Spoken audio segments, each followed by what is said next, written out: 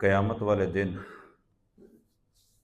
سورہ زمر کی آیت نمبر 31 کے اندر اللہ پاک نے ارشاد فرمایا ثم انکم یوم القیامت عند ربکم تختصمون، بروز حشر اپنے رب کے ہاں تم آپس میں بحث کرو گے، جھگڑا کرو گے، کافر انبیاء کرام کے خلاف بولیں گے، نیک اللہ پاک کی بارگاہ میں عرض کریں گے مولا کریم ہمارے پاس تیرے نیک بندے آئے تھے، انہوں نے ہمیں سمجھایا تھا، ہم نے ان کی باتوں کو مان لیا تھا، کفار انکار کریں گے۔ یہ جھگڑا جب چلے گا تو اللہ پاک نے ارشاد فرمایا اس جھگڑے کو سامنے رکھتے ہوئے فَمَنْ أَظْلَمُ مِمَّنْ كَذَبَ عَلَى اللَّهِ وَكَذَّبَ بِالصِّدْقِ إِذْ جَاءَهُ، اس سے بڑا ظالم کون ہو سکتا ہے جس کے پاس اللہ تعالیٰ کی طرف سے حق جب آیا، سچائی جب آئی تو اس نے اللہ پر بھی جھوٹ بولا، کذب علی اللہ، اور جو اللہ پاک کے بندے اس کے پاس لے کر آئے اس کو بھی جھٹلا دیا، اس سچائی کو بھی جھٹلایا۔ الیس فی جہنم مثوی للکافرین، تو جو ایسا کرے گا تو کیا اس کے لیے جہنم ٹھکانہ نہیں ہوگا؟ ضرور ہوگا۔ وہ چیخو پکار کر رہے ہوں گے نا، سانو کیوں سٹیا جا رہا ہے جہنم چ، ہم کیوں بھیجا جا رہا ہے، ہمیں تو کسی نے سمجھایا ہی نہیں۔ تو رب تعالیٰ ان کو یہ فرمائے گا، اور پھر فرمائے گا اور وہ لوگ والذی جاء بالصدق وصدق بہ، جو سچ لے کر آئے اور پھر سننے والوں نے ان کی سچائی کی تصدیق کر دی۔ انبیاء آئے، ماننے والوں نے مان لیا، نبی پاک صلی اللہ تعالی علیہ وسلم تشریف لائے، صحابہ نے مان لیا۔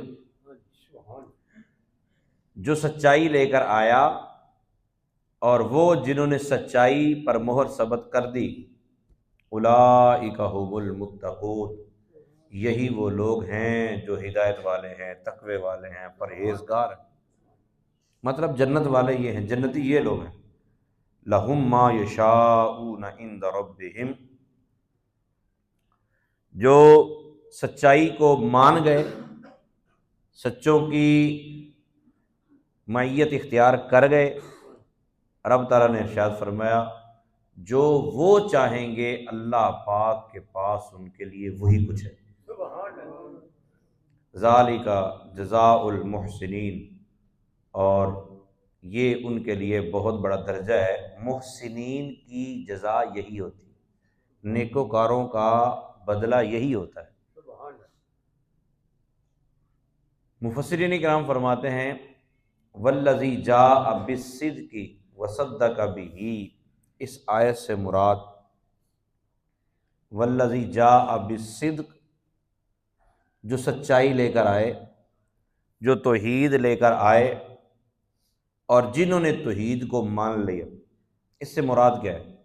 اس سے مراد یہ ہے کہ اللہ کے پیارے نبی، آخری نبی محمد عربی صلی اللہ تعالی علیہ وسلم اللہ کی توحید کا پیغام لے کر آئے اور صدیق اکبر نے اس کو مان لی۔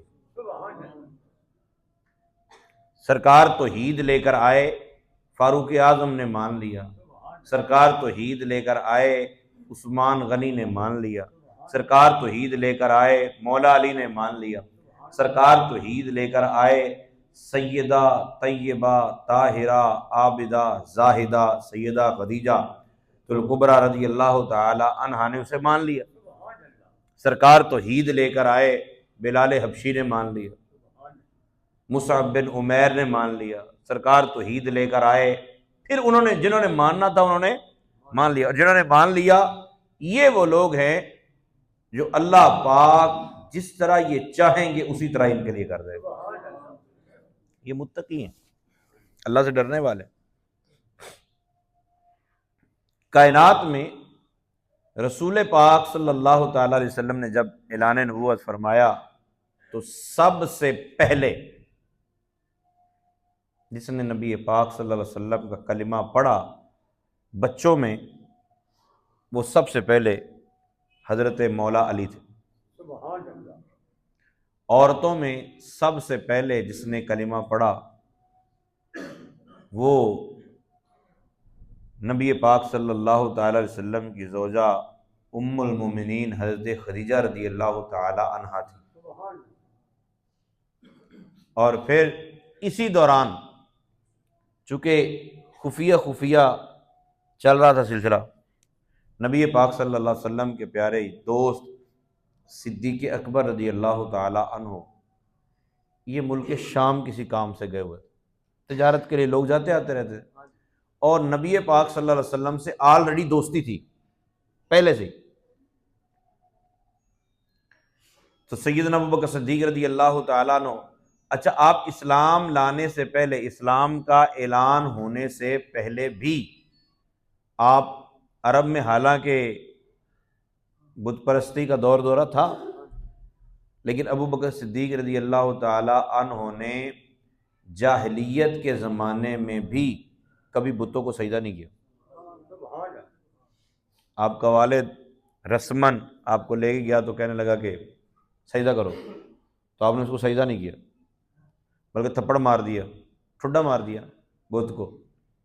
تو اس نے آپ کو مارا، آپ کو تھپڑ مارا، اور گھر آ کے آپ کی والدہ کو بتایا کہ یہ تیرا بیٹا، تیرا لاڈلا دے کیا کمال کیا اس نے، اپنے معبود کو، اپنے خدا کو اس نے یوں کیا۔ تو اس نے کہا کہ پریشان ہونے کی ضرورت نہیں ہے، یہ کبھی سجدہ نہیں کرے گا جی، جب میرے پیٹ میں تھا اس وقت ہی خوشخبریاں مل رہی ہیں۔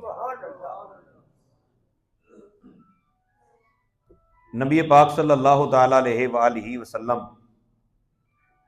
کے یہ پیارے دوست صدیق اکبر رضی اللہ تعالی عنہ آپ ملک شام گئے ہوئے تھے، تو ملک شام میں آپ نے ایک خواب دیکھا۔ خواب میں کیا دیکھتے ہیں کہ چاند اترا ہے اور آپ کی گود میں آ گیا۔ جب آپ پہنچے کسی راہب کے پاس، معبر کے پاس تعبیر پوچھنے کے لیے، یہ بات یاد رکھیے کہ ہر ایک کو خواب نہیں سنانا چاہیے، اور برا خواب آئے تو ویسے صدقہ و خیرات کریں، ایرا غیرا نتو خیرے کو تو سنانا ہی نہیں چاہیے۔ ہاں اچھا خواب ہو تو وہ بھی بھلے لوگوں کو بتایا جا سکتا ہے، سمجھدار لوگوں کو بتایا جا سکتا ہے، وہ نہ ہو کہ آپ کو مذاق اڑاتے رہیں۔ تو بہرحال صدیق اکبر رضی اللہ عنہ نے خواب جا کے سنایا۔ اس نے آپ سے پوچھا کہ آپ کہاں سے آئے ہیں؟ آپ نے بتایا کہ فلاں علاقے سے آئے ہوں۔ اس نے پوچھا اچھا یہ بتائیں کہ آپ کا نام کیا ہے، کون سے قبیلے سے آپ؟ تو آپ نے نام بتایا، قبیلہ بتایا۔ تو راہب کہنے لگا کہ اللہ کے آخری نبی حجاز مقدس میں، اللہ کے آخری نبی تمہارے علاقے میں جلوہ گر ہو چکے ہیں، اور اس خواب کی تعبیر یہ ہے کہ تم ان کا کلمہ پڑھ جاؤ گے اور پہلے خلیفہ ہو۔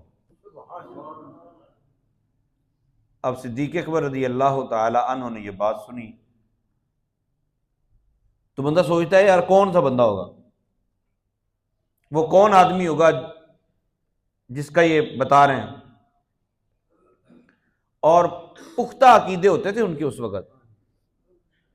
نبی پاک صلی اللہ تعالی علیہ وآلہ وسلم کے بارے میں یہ پیغام سن کے، میں نام نہیں بتایا نا، تو چلے گئے۔ صدیق اکبر رضی اللہ تعالیٰ عنہ جب واپس پہنچے تو مکے میں داخل ہوئے تو کسی نے بتایا کہ نیا نیا کام تھا کہ تمہیں پتہ ہے تمہارے دوست نے کیا اعلان کیا؟ فرمایا کیا؟ انہوں نے کہا جی انہوں نے اعلان کر دیا ہے کہ وہ اللہ کے آخری نبی اور وہ کہتے ہیں ایک اللہ ہے، ہمارے 360 ہیں معبود، اور وہ کہتے ہیں ایک اللہ کو ماننا چاہیے، اللہ کے علاوہ کوئی معبود ہی نہیں۔ صدیق اکبر رضی اللہ تعالیٰ نے پتہ کیا اور ڈھونڈتے ڈھونڈتے سرکار کے پاس پہنچ گئے، سلام دعا ہوئی، مصافحہ ہوا، تو نبی پاک صلی اللہ علیہ وسلم سے پوچھا کہ آپ نے کوئی اعلان کیا؟ سرکار نے فرمایا ہاں میں اللہ کا رسول ہوں، تم بھی کلمہ پڑھ لو۔ تو صدیق اکبر کہتے ہیں کہ اس کے لیے تو رسول کے لیے تو معجزے کی ضرورت ہوتی ہے، آپ کوئی نشانی بتائیں۔ تو میرے آقا صلی اللہ تعالیٰ علیہ وسلم نے ارشاد فرمایا صدیق شام میں جو خواب دیکھا ہے وہ نشانی کے لیے کافی نہیں ہے۔ مگر یہ باتیں ان کو نہیں سمجھائی جا سکتی جن بیچاروں کا مسئلہ یہ ہے کہ کل کیا ہونے والا نبی کو نہیں پتا، ٹھیک ہے؟ یہ مسائل ان کو نہیں سمجھائے جا سکتے، ان کے لیے پرابلم ہے۔ اللہ ہدایت عطا فرمائے۔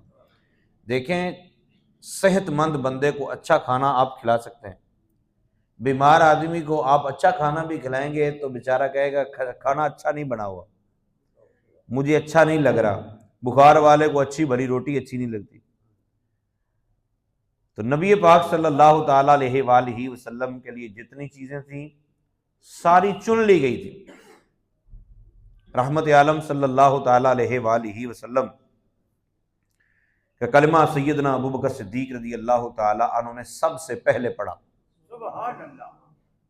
اور سب سے پہلے کلمہ پڑھنے کے بعد کچھ عرصہ یہ خاموشی کے ساتھ سلسلہ چلتا رہا۔ پھر ابوبکر صدیق رضی اللہ تعالیٰ عنہ ہر کام میں پہل صدیق اکبر نے کی، ہر کام میں پہل۔ اور ابو بکر آپ کا نام نہیں ہے، ابو بکر کا مطلب ہے پہل کرنے والا۔ یہ عام فہم انداز سے آپ کو اس کا مفہوم بتا رہا ہوں۔ ابو بکر کا معنی کیا ہے؟ پہل کرنے والا۔ تو ہر کام میں پہل صدیق اکبر نے کی، اس لیے آپ کا لقب، آپ کی کنیت یہی مشہور ہوئی، ابو بکر، سب سے زیادہ پہل، سب ہر معاملے میں پہل کر۔ محبوب نے مانگا ہے صدیق اکبر حاضر ہے، محبوب نے چلنا ہے صدیق اکبر حاضر ہے۔ اسی طرح پھر سلسلہ چلتا رہا، اور پھر سب سے پہلے خلیفہ بلا فصل وہ سیدنا ابوبکر صدیق رضی اللہ عنہ۔ اسلام کی طرف سے جب اعلان کی اجازت ملی، اعلانیہ لوگوں کو قم فانذر وربک فکبر، اعلان کیجیے اور گھر والوں کو ڈرائیے، سمجھائیے لوگوں کو۔ ابوبکر صدیق رضی اللہ عنہ نے عرض کی یا رسول اللہ مجھے اجازت ہے میں ذرا خطاب کروں۔ تو اسلام کے پہلے خطیب سیدنا ابوبکر صدیق رضی اللہ تعالی عنہ، آپ نے لوگوں کو اکٹھا کیا۔ بہت سمجھدار آدمی تھے، تاجر تھے، 5 قسم کے آدمی تھے۔ آپ نے بلایا، بات سنو بھائی، بات سنو، سارے اکٹھے ہو جاؤ۔ سارے لوگ اکٹھے ہو گئے، مکے کے بازار میں کھڑے ہو کر آپ نے لوگوں کو اکٹھا کیا۔ لوگ جب آس پاس سارے اکٹھے ہوئے، آپ نے فرمایا لا الہ الا اللہ۔ اب جب تبلیغ ہوئی تو وٹ تو ان کو پہلے ہی تھا، غصہ پہلے ہی تھا۔ اب انہوں نے کہا اچھا ہم باہر نکل کے بھی تو دسو گے؟ تو صدیق اکبر رضی اللہ تعالی عنہ کو لوگ مارنے لگے، جس کے ہاتھ میں پتھر آیا پتھر، جس کے ہاتھ میں جوتا آیا جوتا، چھڑی، ہر ایک اپنے اپنے انداز سے لگا۔ صدیق اکبر رضی اللہ عنہ گر گئے۔ سیر نگاروں نے لکھا ہے کہ اسلام کے پہلے خطیب نبی پاک صلی اللہ تعالی علیہ وآلہ وسلم کے جانشین صدیق اکبر رضی اللہ تعالی عنہ جب نیچے گرے نا تو لوگ پاؤں چہرے پہ رکھ کے گزر رہے تھے، اور سویلنگ اس حد تک تھی کہ آپ کی پیشانی اور ناک نظر نہیں آتے تھے کہ ناک کہاں ہے پیشانی کہاں ہے، اتنی سوزش ہو گئی۔ آپ کے قبیلے والے جو کہ اسلام کے مخالف تھے، مسلمان نہیں تھے، مگر ان کی اسلام دشمنی سے زیادہ ان کی محبت بڑھ گئی۔ جب حد سے زیادہ کسی کو مار کٹائی کی جاتی تو پھر بندہ کہتا ہے نا یار وہ ٹھیک ہے غلط ہے گا لیکن تم یہ نہ بھی نہ کرو۔ تو انہوں نے ان کو اٹھایا، گھر لے گئے، اور آپ کے قبیلے والے بول کے گئے کہ اگر ان کو کچھ ہوا تو یاد رکھنا ہم یہ بھول جائیں گے کہ یہ اسلام کی وجہ سے ہوا ہے، پورا بدلہ لیں گے ہم۔ صدیق اکبر رضی اللہ تعالیٰ عنہ کو لے گئے، اللہ آپ کو بار بار وہ فضائیں نصیب فرمائے۔ آپ اگر محسوس کریں نا کہ چھوٹا سا شہر مکہ اور پتھریلے مکان، آج کل تو کیا ہی بات ہے وہاں کی، اس وقت بھی کیا ہی بات تھی، تو رسول پاک صلی اللہ تعالیٰ علیہ وآلہ وسلم کے غلاموں، اندھیری رات لوگ بیٹھے ہوئے ہیں انتظار میں، صدیق اکبر کو ہوش ہے، ابو بکر کو ہوش ہے، سارے خاندان والے اکٹھے بیٹھے ہیں، اماں دودھ گرم کر کے بیٹھی ہے، رات کی کسی پہر جا کے ابو بکر صدیق کی آنکھ کھلی، ہوش آیا، ہاسپٹل تو نہیں تھے، تو آپ نے جو پہلا جملہ بولا، ڈر گئے کہ میں ہوں، مجھے جنہوں نے اتنی تکلیف دی ہے، کہیں میرے محبوب کو تو کچھ نہیں کہا، ما فعل برسول اللہ صلی اللہ علیہ وسلم، سرکار کا کیا حال ہے، میرے محبوب کا کیا حال۔ اب تانے دینے والے تانے، انہوں نے کہا تیری خاطر بیٹھے ہیں منہ چک کے، تو اجے بھی انہیں گلا کی جا رہا ہے۔ خاندان والے ناراض ہو کے چلے گئے۔ ماں پھر ماں ہوتی ہے، ماں نے بڑی محبت سے کہا اچھا کرتے ہیں بات، ان کی بھی کر لیتے ہیں، پہلے آپ یہ دودھ تو گرم پیے نا۔ صدیق اکبر رضی اللہ عنہ نے کہا اماں نہیں، جب تک مجھے ان کی خبر نہیں ملے گی میں یہ دودھ نہیں پیوں گا۔ خاندان والے ناراض ہو کے چلے گئے۔ اماں نے بولا بیٹا میں اب کیسے کروں یہ سب کچھ؟ صدیق اکبر رضی اللہ عنہ نے بولا اماں، عمر بن خطاب کی بہن ہے، اس کے پاس جاؤ، اس سے جا کے پوچھو کہ رسول اللہ کہاں ہے۔ اماں رات کے وقت چلی، بیٹے کی محبت میں چل کے گئی، حضرت عمر بن خطاب رضی اللہ عنہ کی بہن کا جا کے دروازہ کھٹرایا، پہچان کی اجازت نہیں تھی، وہ انہوں نے کہا جی میں نے محمد رسول اللہ کا پتہ پوچھنا ہے، محمد بن عبداللہ کہاں رہتے ہیں؟ اب ان کو بتانے کی اجازت نہیں تھی، انہوں نے کہا میں یہ تو نہیں مجھے پتا کہ کہاں رہتے ہیں، مسئلہ کیا ہے؟ انہوں نے کہا مسئلہ یہ ہے، انہوں نے کہا لیکن میں یہ چاہتی ہوں کہ میں تیرے بیٹے کو دیکھوں۔ اب رات کے وقت، یہ رات کے سناٹے میں سارے معاملات ہو رہے ہیں، اور یہ سرکار کی محبت ہے، وہ چل کے گئیں، جب صدیق اکبر رضی اللہ عنہ کو دیکھا تو آنکھوں سے آنسو آ گئے کہ یہ کیفیت ہوئی بڑی۔ تو انہوں نے پوچھا بھی سرکار کہاں ہے؟ انہوں نے دیکھا آپ کی والدہ کی طرف، بھی آپ کی والدہ پاس ہے تو بتانے کی تو اجازت نہیں ہے، سیکیورٹی۔ صدیق اکبر نے کہا کوئی مسئلہ نہیں، آپ بتا دو۔ انہوں نے بتایا سرکار فلاں جگہ۔ اب یہاں دو روایتیں، ایک روایت یہ ہے کہ وہ چل کے سرکار کی بارگاہ میں گئی اور جا کے سرکار کو بتایا کہ ابو بکر آپ کو یاد کرتے ہیں، اور ایک روایت یہ ہے کہ انہوں نے کہا مجھے لے چلو سرکار کی بارگاہ۔ نبی پاک صلی اللہ تعالیٰ علیہ وسلم تشریف لائے، ابو بکر صدیق رضی اللہ عنہ لیٹے ہوئے تھے۔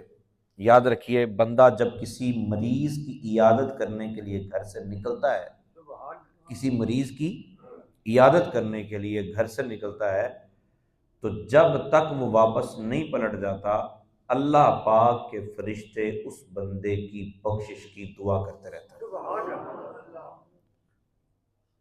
اپنے مسلمان بھائی کی عیادت کرنے کے لیے جانا چاہیے، اور روزانہ کسی نہ کسی ایک مسلمان بھائی کی عیادت ہونی چاہیے، اور اگر کوئی رشتہ دار ہے تو بدرجہ اولا، اور وہاں جاتے ہوئے جوس فروٹ یہ موجودہ دور کے لوازمات میں سے ہے، یہ تو یوں نہ کریں، بلکہ جتنی حسب توفیق ہے نظر نیاز پیش کریں نقدی کی صورت میں، اپنا اپنا حصہ۔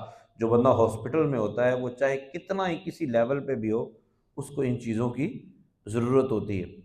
تو شادی پہ جا کے آپ نوتا اگر نہیں بھی دیتے تو گزارا چل جاتا ہے، ٹھیک ہے، لیکن آپ تعاون کرنا چاہتے ہیں، محبت دکھانا چاہتے ہیں، تو جب مریض کے پاس جائیں تو اس کو کچھ نہ کچھ پیش کر دیں، اور رشتہ دار کے ساتھ کریں گے تو ڈبل ثواب ملے گا۔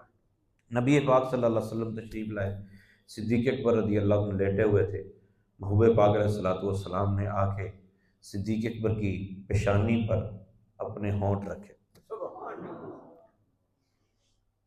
ہاں رسول پاک صلی اللہ تعالیٰ علیہ وآلہ وسلم کے ہونٹ محبوب کے تو طلبوں کا بیان نہیں کیا جا سکتا، محبوب کے قدموں کے طلبوں کا بیان کرنا بھی مشکل ہے۔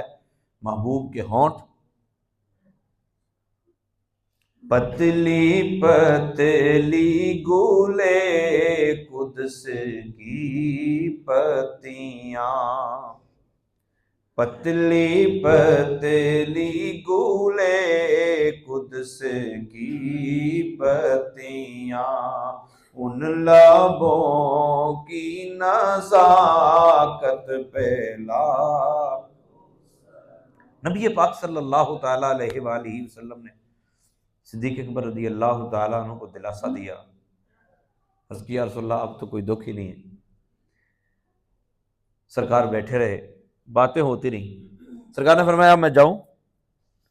صدیق اکبر رضی اللہ عنہ کی والدہ آرام کر رہی تھی، یعنی ان کو نیند آ گئی، وہ لیٹی ہوئی تھی۔ عرض کرتے ہیں یا رسول اللہ میری ماں ہی میری ہمراز ہے، اب کرم فرمائے میری ماں کے اسلام کے لیے دعا کر۔ میرا آپ کا رشتہ داروں کے معاملات میں، ماں باپ کے معاملات میں کئی جگہ پہ بندہ سچا بھی ہوتا ہے اور کئی جگہوں پہ بندہ غلط ہوتا ہے، پھر بھی کہہ رہا ہوتا ماں باپ غلط ہے۔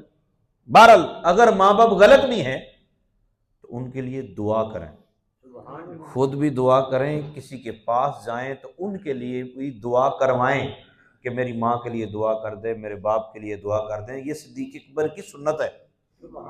عرض کی یا رسول اللہ میری والدہ کے لیے دعا کر دیں، یہ مسلمان ہو جائے۔ رسول پاک صلی اللہ علیہ وسلم نے دعا کے لیے ہاتھ اٹھائے۔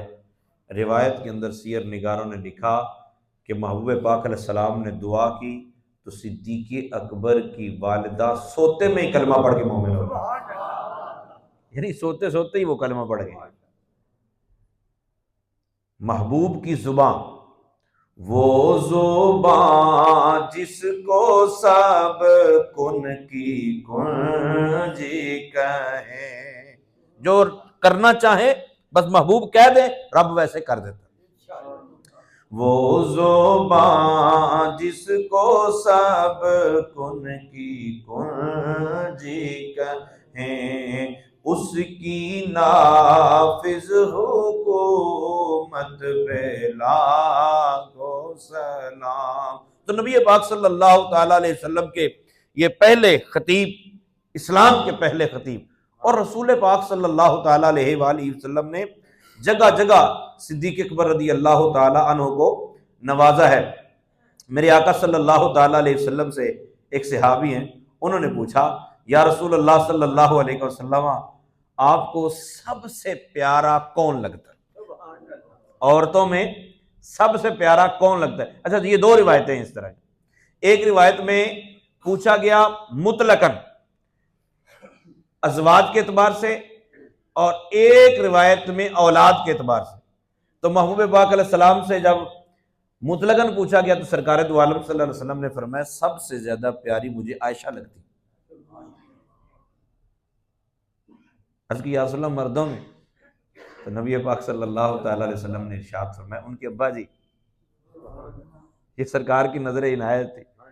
اور جب اولاد کے بارے میں پوچھا گیا تو رسول پاک صلی اللہ علیہ وسلم نے ارشاد فرمایا مجھے سب سے زیادہ پیاری میری لگتے جگر میری لاڈلی بیٹی حضرت فاطمہ لگتی۔ یا رسول اللہ مردوں میں؟ سرکار نے فرمایا ان کا شوہر۔ تو میں یا آپ بیٹھ کے یہ فیصلہ نہیں کریں گے کہ کون زیادہ پیارا ہے۔ اس طرح کے گھنونے سوال تو بعض قدم ابا کر دیتے ہیں، پتر 10 دن امی زیادہ پیاری کہ ابا زیادہ پیارا، پتر وکھرا ہی پھنسا رہتا بیچارہ بھی، ہن میں کی کہاں۔ تو اس طرح کی چول مارنی نہیں چاہیے۔ کیا بتے پتر کو پوچھ رہے ہیں امی زیادہ پیاری کہ ابا زیادہ پیارا ہے؟ اللہ محفوظ فرمائے تو پیارے دونوں ہی ہوتے ہیں۔ تو بہرحال میں اور آپ یہ فیصلہ نہیں کر سکتے کہ کون زیادہ افضل ہے، کون زیادہ زیادہ زیادہ زیادہ، ہر پھول کی الگ خوشبو ہے۔ لیکن صحابہ کیا کرتے تھے، اور اللہ تعالیٰ کی طرف سے عنایات جب ہوتی تو کیا ہو جاتا تھا؟ میرے آقا صلی اللہ علیہ وسلم گھر سے نکلے، رستے میں حضرت ابو موسیٰ اشعری رضی اللہ تعالیٰ عنہ مل گئے، بخاری شریف کی روایت ہے۔ یہ ملے نا تو سرکار نے فرمایا آجا، اور یہ تو ہوتا ہی نہیں تھا کہ محبوب فرمائے آجا بندہ کہیں میں ذرا کم چلیں جی، یہ خاص عنایت ہوتی تھی، سرکار نے آیا بھی تو وہ پیچھے پیچھے چل پڑے۔ رسول پاک صلی اللہ علیہ وسلم مدینے کے کسی باغ میں داخل ہوئے۔ آج کل جن مسجد نبوی شریف ہے نا، وہ پورا مدینہ باغوں سمیت مسجد نبوی شریف میں آ چکا ہے۔ تو سرکار دو عالم صلی اللہ تعالیٰ علیہ وسلم باغ میں داخل ہوئے تو دروازے ہوتے تھے، سرکار نے فرمایا ابو موسیٰ ایسے بھیا تے کسی نے اندر نہ آن دی۔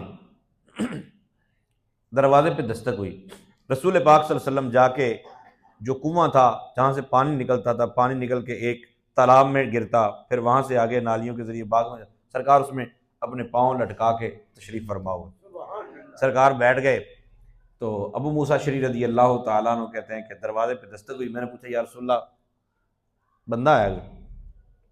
سرکار نے فرمایا جو آیا ہے اسے اندر آنے دے اور جنتی ہونے کی خوشخبری سنا دے۔ محبوب جنت بھی بانٹتے تھے، اور یہ بات بھی اس کو نہیں سمجھائی جا سکتی جو کہتا ہے کہ نبی کو نہیں پتا کہ میں نے کہاں جانا، نہ اس مولوی کو سمجھائی جا سکتی ہے، نہ مولوی کے ماننے والوں کو سمجھائی جا سکتی ہے۔ رسول پاک صلی اللہ تعالیٰ علیہ وسلم نے ارشاد فرمایا دروازہ کھول دے، دروازہ کھولا تو صدیق اکبر، یہ اب اللہ تعالیٰ کی طرف سے ہوا نا، تو صدیق اکبر رضی اللہ تعالیٰ سرکار نے فرمایا اچھے آجا، اپنی دائیں سائڈ پہ سرکار نے بٹھا لیے۔ دروازہ دوبارہ نوک ہوا تو ابو موسیٰ اشعری رضی اللہ تعالیٰ عنہ آپ فرماتے ہیں کہ میں نے پھر سرکار سے پوچھا، سرکار نے فرمایا دروازہ کھول کے اندر آنے کی اجازت دے دے اور جنتی ہونے کی خوشخبری سنا دے۔ کہتے جب میں گھر سے چلا تھا اس وقت مساجد میں نہیں ہوتا تھا یہ ٹوٹیوں شوٹیوں کا اہتمام نا، مسجد میں ٹوٹیوں کا اہتمام ہونا، مسجد میں وضو خانے کا اہتمام ہونا، یہ اس وقت نہیں، یہ بدعت ہے۔ یہ کیا ہے؟ اب بول دے کچھ نہیں ہوتا، یہ کیا ہے؟ بدعت ہے، لیکن یہ اچھی بدعت ہے، یہ وہ بدعت ہے جس پہ ثواب ملتا ہے۔ ہلے ہوئے ہیں ہم، سانوں لگتا ہے ہر بدعت ہی گمراہی ہے، وہ کل کا معنی بیچاروں کو نہیں آتا تو وہ سمجھتے ہیں شاید ہر بدعت ہی گمراہی ہوگی، نہیں۔ تو رسول پاک صلی اللہ علیہ وسلم کے زمانے میں مسجد میں اس طرح وضو کا اہتمام نہیں ہوتا تھا۔ حضرت ابو موسیٰ اشعری رضی اللہ عنہ کہتے ہیں جب میں گھر سے چلا تھا نا تو میرا بھائی وضو کر رہا تھا، اب جب سرکار نے 2 مرتبہ فرمایا نا جنتی، تو میرے دل میں رہ کے خیال آیا میرا بھرا لبدا یا ہی جاوے پیچھے کدھر، میرا بھائی ڈھونڈتا آئے، دروازہ کھٹکھٹائے، پوچھتا ہوا ہے نا، تو دروازہ کھٹکھٹائے میں سرکار سے پوچھوں اور سرکار فرمائے دروازہ کھول جنتی ہونے کی خوشخبری سنا، کیونکہ محبوب کے منہ سے نکلا تو پکا جنتی۔ اور کون سا فائدہ چاہیے آپ کو؟ کہتے ہیں نبی نے کہا میں تمہارے لیے کوئی فائدہ نہیں، میں تمہیں فائدہ نہیں دے سکتا، بیوقوف، اس سے بڑا اور کیا فائدہ چاہیے؟ محبوب پاک علیہ السلام نے ارشاد فرمایا جس نے میری قبر کی زیارت کر لی اس کے لیے میری شفاعت واجب ہو گئی۔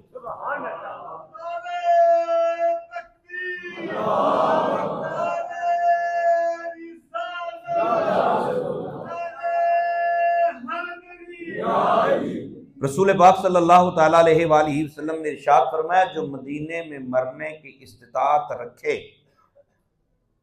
اور پھر مدینے میں مر جائے، میں کل بروز قیامت اس کی شفاعت کروں۔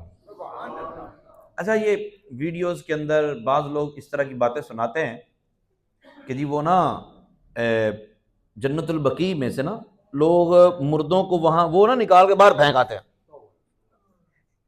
اس طرح کی کہانیاں سناتے ہیں لوگ کہ دیکھو جی اتنے عرصے تو اتنے لوگ مدفون ہو رہے ہیں، تو وہاں سے وہ رات کو نا ٹرک بھر لیتے ہیں مردوں کا تو وہ باہر چھوڑ آتے ہیں۔ ایسا نہیں ہے،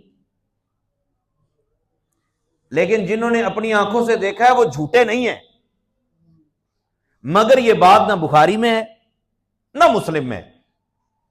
بات آپ کو بتا دیں تو اصل چکر کیا ہے،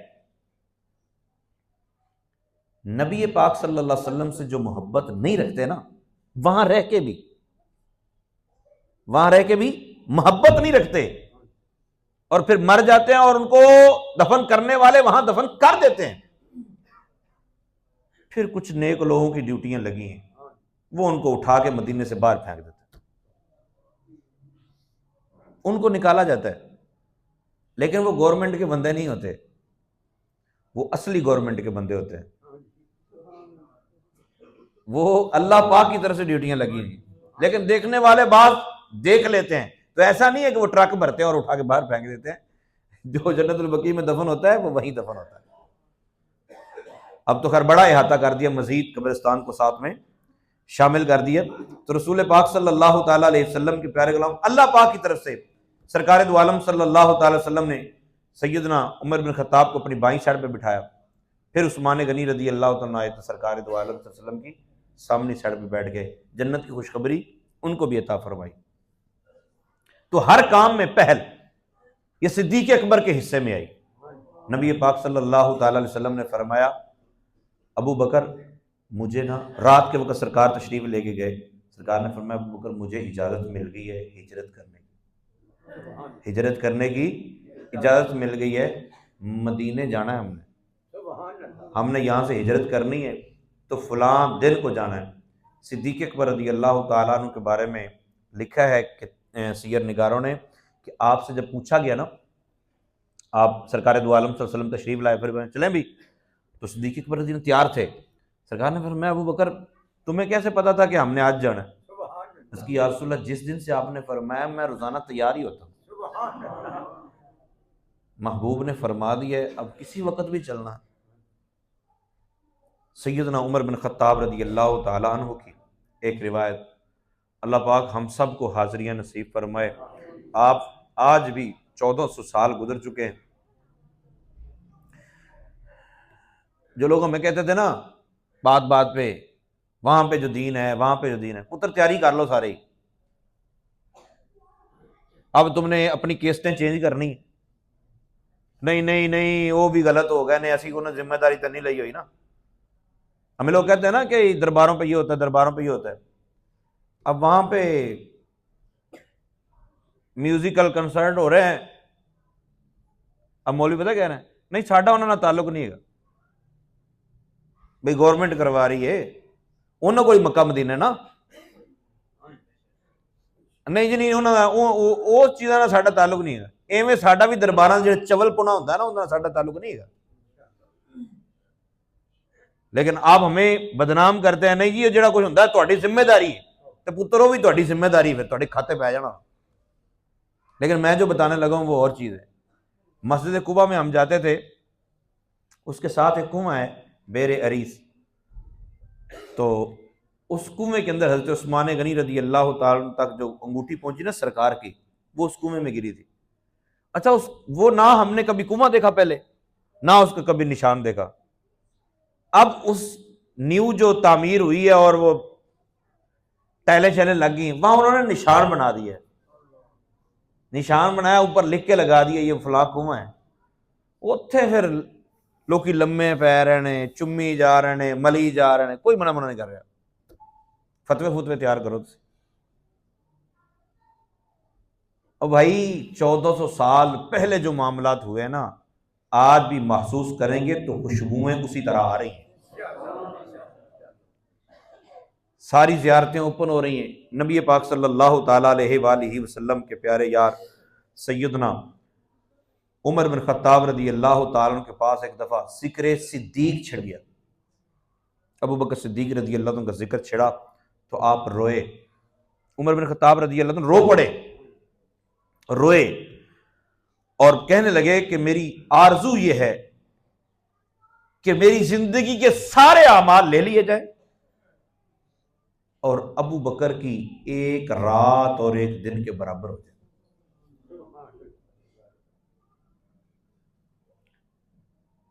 زندگی کی ساری نیکیاں، سارے اعمال بس ایک دن اور ایک رات 24 گھنٹے کے برابر ہو جائے۔ دن کون سا ہے بھائی؟ انہوں نے کہا دن وہ جب مسیلمہ کذاب کے خلاف جنگ ہونی تھی، سرکار دو عالم صلی اللہ علیہ وسلم کا وصال ہوا تو لوگ منکر ہو گئے زکوٰۃ کے، تو صدیق اکبر رضی اللہ عنہ نے فرمایا میں ان کے خلاف قتال کروں گا، جہاد کروں گا، ایک رسی بھی ان کو معافی نہیں ہوگی، دین مکمل ہو چکا ہے۔ تو سیدنا عمر بن خطاب رضی اللہ عنہ کہتے ہیں کہ اتنی جرت و بہادری والا وہ دن تھا کہ شاید بڑے بڑے ہل جاتے. میں نے کہا ابو بکر نرمی کیجئے. انہوں نے کہا نہیں، عمر دین مکمل ہو چکا ہے. تو وہ جو جذبہ تھا، وہ جو عقیدت تھی سرکار سے، وہ دن اور رات کون سی؟ کہتے ہیں رات وہ جب نبی پاک صلی اللہ علیہ وسلم کو ساتھ لے کر حضرت ابوبکر صدیق رضی اللہ تعالیٰ عنہ چلے اور غار ثور تک پہنچے. میں اور آپ اب چڑھنا چاہیں نا غار ثور پر تو بڑوں بڑوں کی بولتی بند ہو جاتی. رات کے اندھیرے، یہ چاندنی راتیں نہیں تھیں، رات کے اندھیرے، پہاڑی، پھر جو نارملی رستہ ہے وہ نہیں. 1400 سال سے لوگ چڑھ رہے ہیں، اب بھی وہ اتنا کمال کا رستہ نہیں. لیکن صدیق اکبر رضی اللہ تعالیٰ پھر سرکار کو اٹھا کے، یا رسول اللہ آپ کے پاؤں مبارک پہ سوزش آ جائے گی، آپ کندھوں پہ لے کے چلے. اور جب غار کے پاس پہنچے تو سرکار دو عالم صلی اللہ علیہ وسلم کو کہتے ہیں آپ ٹھہر جائیں. یہ مشکات شریف کی روایت ہے، آپ ٹھہر جائیں، میں پہلے اندر جاتا ہوں. رات کے اندھیرے میں میرے آقا صلی اللہ علیہ وسلم امت سے اتنا پیار کرتے ہیں، اتنا پیار کرتے ہیں، اتنا پیار کرتے ہیں کہ آپ کی تعلیمات کا جو خلاصہ ہے وہ یہ ہے کہ کپڑے بھی پہننے سے پہلے جھاڑ لو، کہیں کوئی تکلیف دینے والی چیز اندر نہ ہو. جوتا جھاڑ لو کہ آپ کو تکلیف دینے والی چیز کوئی اندر نہ ہو. اور محبوب پاک علیہ الصلوۃ والسلام سے صدیق اکبر اتنا پیار کرتے ہیں، یا رسول اللہ آپ اندر نہیں جائیں گے، پہلے میں جاؤں گا. وہ آج کے مرزے کی طرح ہوتے، کہتے بھائی تواڈے کول موجزے ਹੈਗੇ ਨੇ, میرے کول تو موجزہ کوئی نہیں، تسی پہلے جاؤ کہ اللہ تعالیٰ نے تمہیں تو بچا ہی لینا ہے، تو تسی پہلے جا کے چیک کرو کہ تسی بچتے ہو کہ نہیں بچتے. ایسے کھوتے بھی ہمارے معاشرے میں پائے جاتے ہیں. صدیق اکبر رضی اللہ تعالیٰ نے کی یا رسول اللہ میں پہلے جاؤں گا، پہل میں کروں گا. اندر گئے تو صفائی کی، ساری غار کو چیک کیا، وہ اتنی بڑی تو ہے بھی نہیں، ساری غار کو چیک کیا. عمر فاروق رضی اللہ عنہ کہتے ہیں جب 2 سوراخ رہ گئے تو مشکات شریف کی روایت ہے وہاں پہ اپنے پاؤں رکھ دیے. اچھا آگے فیصلہ کیا کرنا ہے، انگوٹھا رکھا تھا یا ایڑی رکھی تھی، یہ فیصلہ آپ کر لیجئے گا، کیونکہ آپ لوگ بڑے محقق آدمی ہیں. تو مجھے تو اتنا ہی پتا کہ پاؤں رکھے تھے، بس بات ختم ہو گئی. رسول پاک صلی اللہ تعالیٰ علیہ وآلہ وسلم کو اپنے گود میں سلایا، سرکار آرام کر رہے ہیں. اور پھر سانپ، اس کے بارے میں جو تاریخ کی کتابیں بتاتی ہیں وہ یہ ہے کہ وہ عیسیٰ علیہ السلام کے زمانے کا تھا وہ سانپ، اور اس نے کہیں بات سنی ہوئی تھی کہ آخری نبی پیدا ہونے والا ہے اور وہ ہجرت کر کے یوں ایک راستے میں غار میں ٹھہرے گا یا وہ اس راستے سے گزرے گا. تو وہ سانپ کئی 100 سالوں سے وہاں موجود تھا. لیکن آپ کو تو زندگی میں ایک محفل کرنے کے لیے دلیل چاہیے نا. آپ کو تو محبوب کی بارگاہ میں درود و سلام کا نذرانہ پیش کرنے کے لیے دلیل چاہیے پہلے، کیونکہ آپ تو بڑی پہنچی ہوئی ہستی ہے. اب سانپ کو خوشبوئیں تو پھر آ جاتی تھی. نبی پاک صلی اللہ تعالیٰ علیہ وسلم کی آمد بھی ہو گئی. اب وہ ڈھونڈتا جب جہاں سے نکل سکتا تھا، پتہ نہیں ڈنک کہاں کہاں مارے ہوں گے اس نے. اب جب ایڑیوں پہ ڈنک مارا یا پاؤں پہ ڈنک جب ڈسا نا تو صدیق اکبر رضی اللہ عنہ نے پاؤں باہر نہیں نکالے. آپ کی آنکھوں سے زہر کی وجہ سے آنسو جاری ہو گئے. وہ جب آنسو جاری ہوئے تو وہ رسول پاک صلی اللہ علیہ وسلم کے رخسار پہ گرے. محبوب پاک علیہ السلام جاگ گئے. فرمایا ابوبکر کیا ہوا؟ عرض کیا رسول اللہ صلی اللہ علیہ وسلم کسی چیز نے مجھے ڈس لیا. سرکار نے فرمایا پاؤں پیچھے ہٹاؤ. عرض کیا رسول اللہ نہیں. سرکار نے فرمایا پیچھے ہٹا دو. پہلے صدیق اکبر کی خدمت کو قبول فرمایا، یہ بھی سرکار کی شان بے نیازی ہے. اور سرکار دو عالم صلی اللہ علیہ وسلم اب فرما رہے ہیں ہٹا پاؤں پیچھے، یہ بھی سرکار کا اپنا ایک کمال ہے. نبی پاک صلی اللہ علیہ وسلم نے ارشاد فرمایا پاؤں ہٹاؤ. انہوں نے پاؤں ہٹائے، صدیق اکبر رضی اللہ تعالی عنہ کہ پاؤں ہٹتے ہی سانپ باہر آ گئے۔ سرکار نے پوچھا، اس نے پھر یہ بات بتائی، پھر سرکار نے اپنا لعاب دہن لگایا صدیق اکبر کے پاؤں پر، اور یہ بھی اللہ نے خاص کرم کیا کہ اسی تکلیف کی وجہ سے پھر آپ کی دنیا سے جانا ہوا اور آپ کو شہادت کا رتبہ ملا۔ حضرت عمر بن خطاب رضی اللہ عنہ کہتے ہیں شاید کاش میری زندگی کی ساری نیکیاں لے لی جائیں اور وہ غار والی ایک رات مجھے دے دی جائے۔ یا مشکات کی روایت میں یہ ہے کہ میری زندگی کی ساری نیکیاں اس رات کے عمل کے برابر ہو جائیں۔ بتاؤ کون سا عمل کیا؟ کچھ چلہ لگایا تھا صدیق اکبر رضی اللہ عنہ نے، کون سا عمل کیا؟ تہجد ساری رات عبادت میں گزار دی، رخ مصطفیٰ کی زیارت کرتے رہے۔ یہ مقام و مرتبے اللہ پاک عطا فرماتا ہے کہ پھر صدیق اکبر رضی اللہ تعالی عنہ کا حال یہ ہے کہ صدیق اکبر کے کہنے پر لوگ جنت میں جائیں۔ سرکار دو عالم صلی اللہ علیہ وسلم نے ارشاد فرمایا جس کو جنت کی 8 دروازوں سے آوازیں آئیں گی نا، ساڈے والے ادھروں دی آ جاؤ، ادھروں دی، وہ میرا صدیق ہے، وہ ابو بکر صدیق ہے۔ نبی پاک صلی اللہ تعالی علیہ وسلم قیامت والے دن جب اپنی قبر انور سے اٹھیں گے تو آپ کے داہنے ہاتھ میں ابو بکر صدیق کا ہاتھ ہوگا اور بائیں ہاتھ میں عمر فاروق کا ہاتھ ہوگا۔ اور رسول پاک صلی اللہ، ادب کا کمال کیا ہے، ہم تو قرآن پڑھ کے پاگل ہو جاتے ہیں، ہم سمجھتے ہیں کہ ہمارے سامنے کوئی چیز ہی نہیں ہے۔ ادب کا حال یہ ہے، اب یوں غور کریں کہ اس طرف قبلہ ہے، رسول پاک صلی اللہ علیہ وسلم کی قبر انور یوں بنی ہوئی ہے، چہرہ سرکار کا قبلے کی جانب، ٹھیک ہے، یہاں سے رسول پاک صلی اللہ علیہ وسلم کی قبر شروع ہوتی ہے یہاں تک۔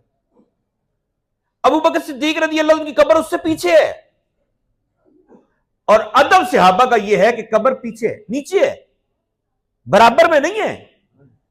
سرکار کی قبر انور یہاں سے شروع ہو رہی ہے تو صدیق اکبر کی یہاں سے شروع ہو رہی ہے، پیچھے بھی ہیں نیچے بھی ہیں،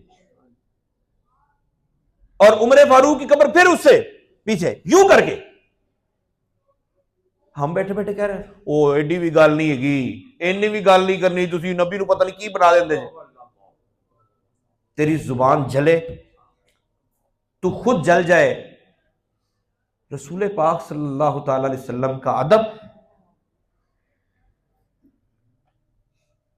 ادب ہی ایک چیز ہے جو آپ کو نجات دلا سکتی، ادب ہی ایک چیز ہے جو آپ کو بچا سکتی ہے، وگرنہ اعمال تو میرے آقا صلی اللہ علیہ وسلم کا ارشاد گرامی ہے، اعمال کی وجہ سے کوئی بندہ جنت میں نہیں جائے گا۔